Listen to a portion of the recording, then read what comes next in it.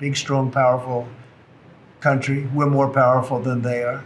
We have much better military equipment than they do, but we are getting along with them very well. I'm getting along with President Xi very well. We speak often.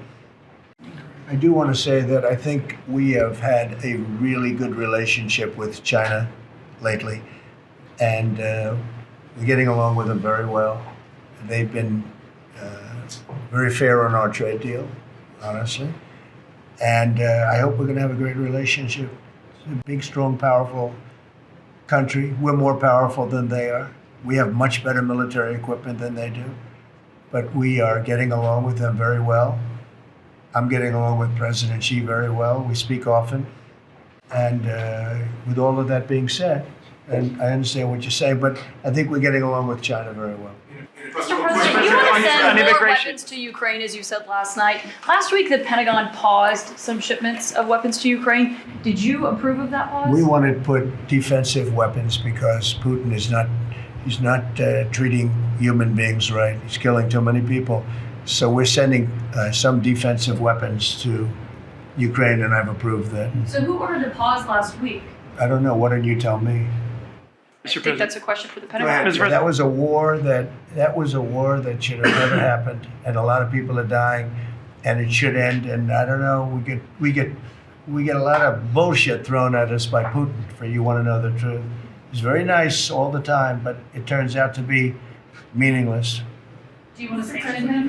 Lindsey Graham has a sanctions bill on Russia. Do you want him to vote? I'm looking at it. Yeah, no, I'm looking. The Senate is passed a very, very tough sanctions bill. Yeah, I'm looking at it. Can you sign that? It's an optional bill. It's totally at my option. They passed it totally at my option, and to terminate totally at my option.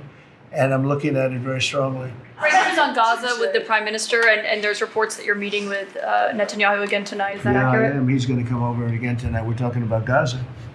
Mostly Gaza right now. It's he's been very unfairly treated. I think what they've done to him in Israel is very unfair, having to do with this trial. I think, he's a wartime prime minister, had an unbelievable outcome, and I think he's been treated very unfairly. But he's coming over later. We're going to be talking about, I would say, almost exclusively Gaza. We got to get that solved. Gaza is a tragedy. It's a tragedy. And he wants to get it solved, and I want to get it solved. And I think the other side wants to get it solved. Steve, could you talk on that, please? We're in proximity talks now, and we had 4 issues, and now we're down to 1 after 2 days of proximity talks.